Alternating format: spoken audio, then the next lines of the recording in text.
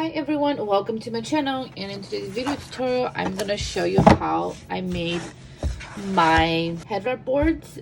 This video has been requested multiple times, so I finally got to it because I actually made new boards. If you don't know what these are or what they're used for, so these are to make headbands and head wraps. Okay, and before I begin, if you have not yet subscribed to my channel, please do, and don't forget to turn on that notification bell to get notified whenever I post a new video. Okay, so the day we went to Home Depot, their saw machine was down and we didn't want to wait, so we just went to my husband's dad's house to cut it ourselves. But if you go to Home Depot and their saw machine works, they will do it for you, and it's free. We got the board and we cut it in half the long way, and then the first piece we cut it 6 inches. After that was cut, then we measured 6.5, we cut that one, then we measured 7, and then we cut it, and so forth.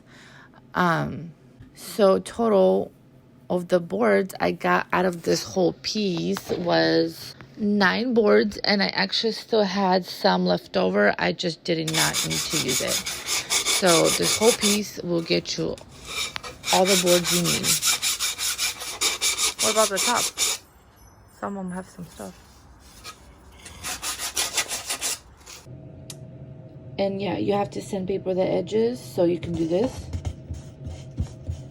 because you don't want it to leave splinters in the head wraps. I don't know, I forgot what that's called. Sandpaper? Sandpaper. I don't know. Show it to me. P120.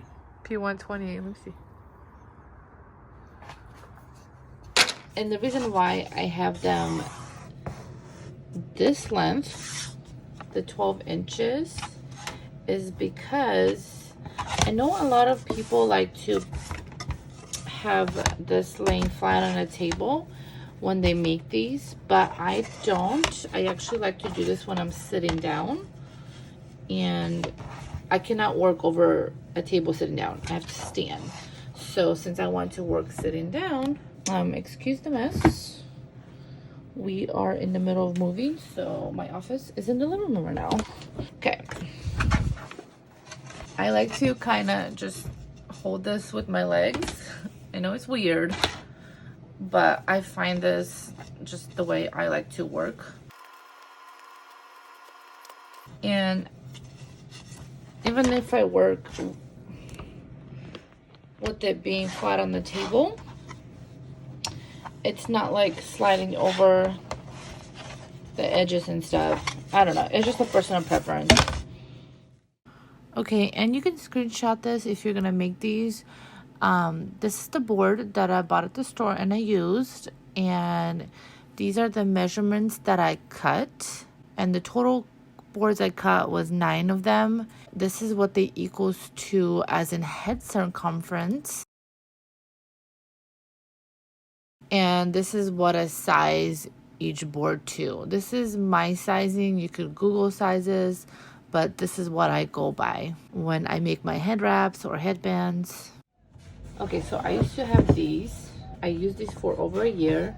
My son broke this one and then he drew over it. The reason why I did not do thick ones again, because if, let's say if this was 0.5 inches width or 1 inch, it would have been fine. But it's like a 0.439, I don't know, it's really awkward width of it. And with that, you have to add both of these sides after you measure them because it's so thick. And then you have to subtract it from like 15 inches divided in half, and then your total was, it was so complicated. I remember it took me forever to do it, and that's why I only did 5 boards, and I did it up to 16 inches. So when somebody ordered like 18 inches, I would stack them, and I had to go like that, and I just had to basically figure out, there you go. So these 16, 14, 13 was 18 inches, but I would never remember that either. So it was just a lot of work, and that's why this time I went with these thin ones, because honestly you don't need to measure the sides. And then the writing, I did use my Cricut maker to do that, and you could use vinyl for this, I'm just going to use infusible ink because when I'm going to put the boards on it, I don't want the vinyl coming off, the little pieces. You could also write it down. I have really bad handwriting, so I want it to look really perfect, and I'm just going to use the Cricut infusible ink. Okay, and on my Cricut design, I just inserted text and I used a font called Paper Flowers, and it's a free font that I downloaded online, and I do have a video tutorial on how to download cute fonts for free. It is linked in the description below, also pop up right now in the top right corner. Anyways, the way I sized these words, I just measured the boards right here on the side. It was a little less than half an inch in height, and I sized all of them 0.4, and then the words that went on top of the boards, I just measured the width, which is 5 inches, and that's all. I did use Cricut infusible ink, and you have to mirror on Cricut design for that. If you're using vinyl, then you don't have to mirror it. Once it's cut, I just peel off all the negatives, and then I use a Teflon sheet on top, and then I put the iron down.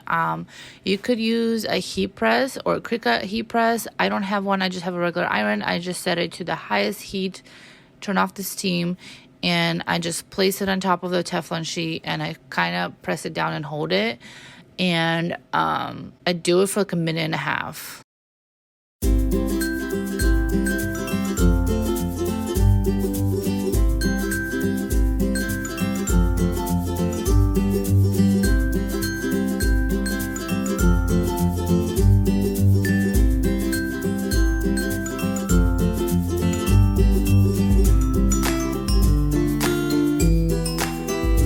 And that is all. I hope you guys enjoyed this video, and if you did, give it a thumbs up.